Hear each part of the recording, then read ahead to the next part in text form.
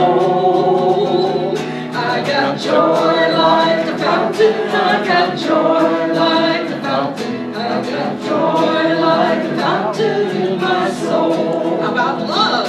I got love like an ocean, I got love like an ocean, I got love like an ocean in my soul.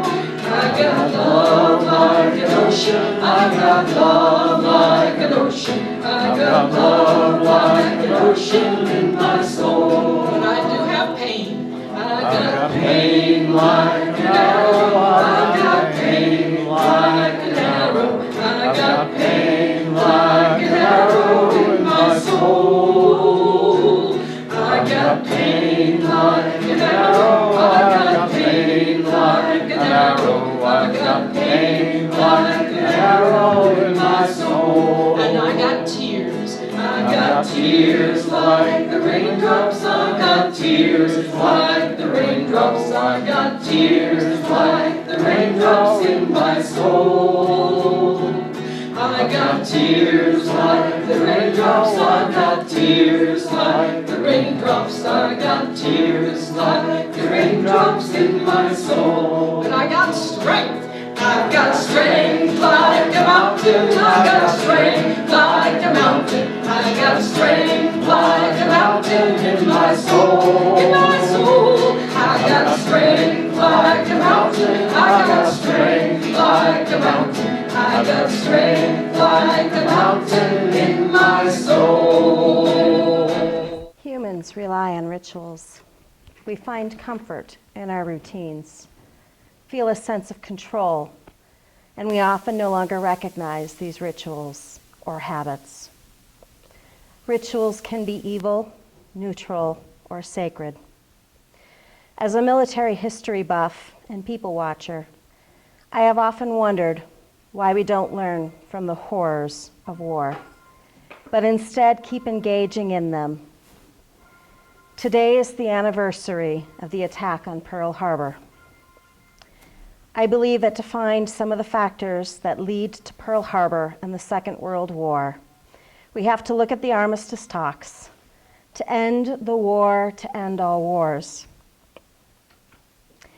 Japan had been an ally in the First World War.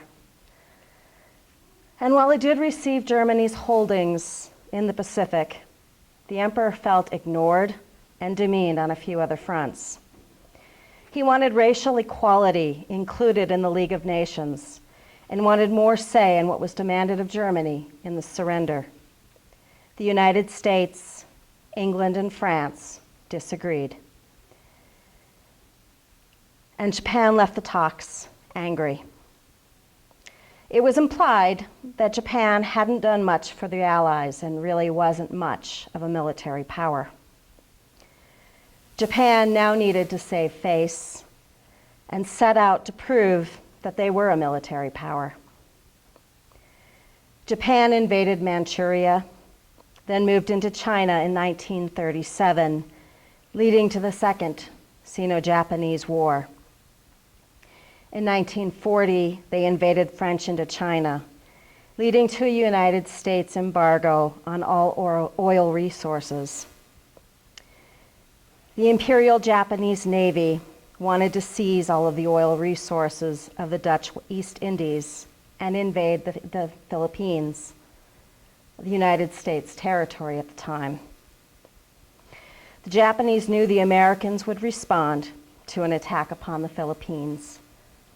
They decided to make a preemptive strike on Pearl Harbor. This attack would give them revenge on the United States, as well as open the door to an invasion of the Philippines.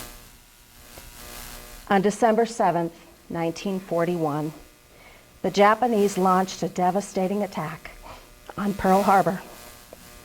In one day, 2,403 Americans lost their lives.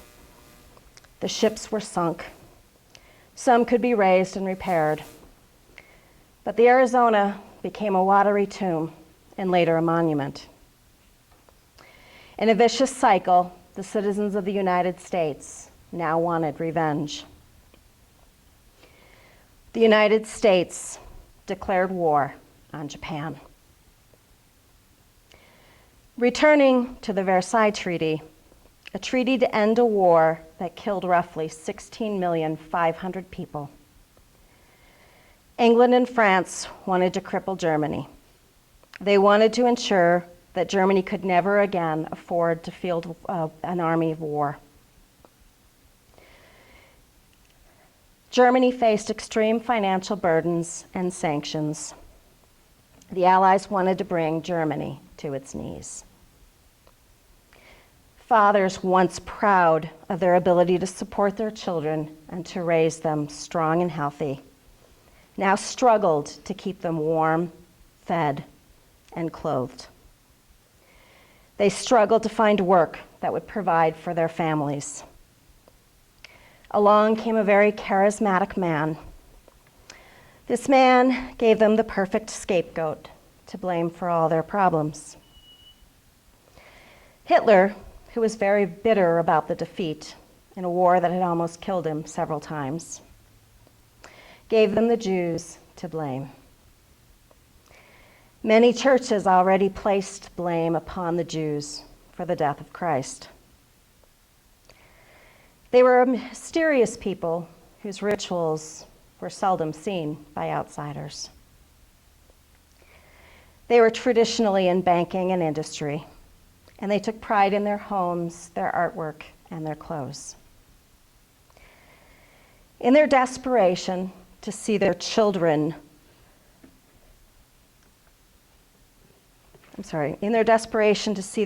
survive and once again thrive, many Germans, who were otherwise rational and reasonable people, were convinced to follow Hitler. Many learned too late just what his intentions were. Hitler and his Third Reich began their systemic genocide of the Jewish people. Poland was invaded, France fell, and Europe was again at war.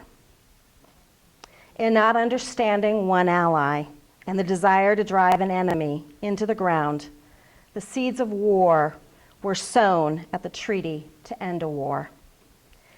Just days after Pearl Harbor, Germany and Italy declared war on the United States, and we were now drawn into Europe, North Africa, and the Pacific. The world was once again engaged in the most evil ritual, the ritual of war. Weapons were mass-produced, many rushed to enlist, and the race to create the atomic bomb was on. Flags waved, patriotic fervor took over, and we incarcerated Japanese Americans out of fear. By 1945, 48,231,700 people were killed. Even now in 2014, we still seem to need scapegoats. Some fundamental evangelicals place the blame for natural disasters on homosexuals. We blame rape victims instead of the rapists. And too many times, we find excuses and reasons to justify police officers killing black men. In the wake of Michael Brown's death in Ferguson, Missouri, a panel of mothers met. White mothers listened to black mothers as they spoke about what they told their sons to do when they encountered police. They told their sons to be humble, to simply take whatever the police did and stay humble. One mother recounted a heartbreaking tale. When her son was 12, he was stopped just a few blocks from home. He was scared and crying. When he got home, he told his mother that he had thought about running home. She was horrified to realize that she had forgotten to tell her son the most important rule of survival: don't run or they'll shoot you. No mother should have to remember to tell her child, don't run or they'll shoot you. The rituals of revenge, saving face, and finding scapegoats have been around for centuries. The ritual of war driven by fear, has thrived for millenniums. We continue to engage in warfare. We attempt to bring in God and Allah to justify them. Families continue to be torn apart. Too many are killed. Too many return home, unable to return home. We continue to destroy our Mother Earth and leave her scarred and poisoned. We live in fear, and we allow a few to profit from the misery of war. I would like to invite you to join me in a moment of silence as we light the candles in memory of all those killed in war. Our neutral rituals tend to appease our inner 2-year-old that craves routines. We like our morning cup of coffee or tea, our favorite breakfast, reading the paper, or perhaps you prefer to check emails and Facebook. When our routines happen, we are happy and life proceeds as we want it. When our routines are disrupted for any reason, our inner 2-year-old stomps their feet and screams no. On those days, our day just never seems to go right. Most of the time, these daily rituals take place without thought or notice. Days become weeks, weeks become months, and months become years.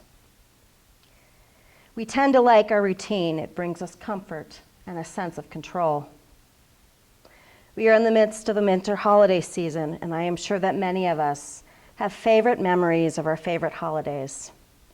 We remember the smell of foods, the sounds of music and laughter, the sight of the tree or menorah, and we remember how we felt surrounded by family and friends. I remember many a Christmas day at the Duval family farm, surrounded by family and friends. I remember so many people loved and now gone. I remember the smells of the roasting turkey with sausage sage stuffing, the vegetables from the fall harvest, and the sweet crunch of Aunt Emma's kroomkakas. I remember the music, the conversations, the laughter, the games, and being surrounded by people I loved. Rituals become sacred when they connect us together in meaningful ways. Many of us here have had the gift of rocking, singing to, and comforting a baby. We have been able to feel that sweet connection of total trust and the syncing of heartbeat and breaths. Babies need loving touch to thrive. Many stressed and depressed first responders have found their own healing in rocking babies that are not yet able to leave the hospital. The babies start to thrive, and the adults often find a new sense of peace and purpose. We crave, and seek out human connection. We attend churches, join clubs, and we cherish family and friends.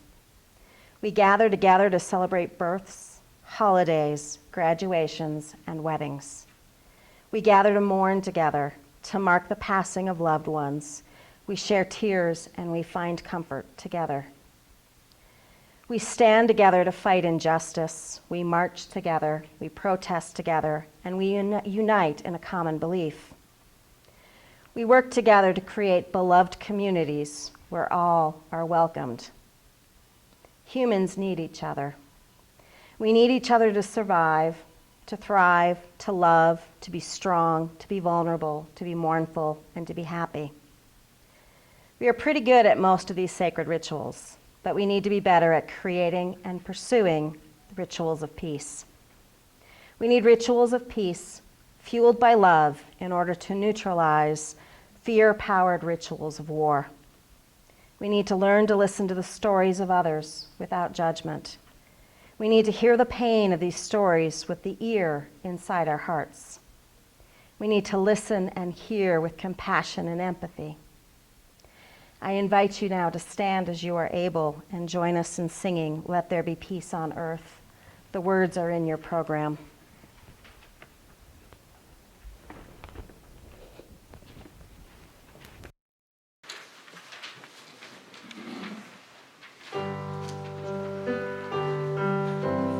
And we'll repeat the second section.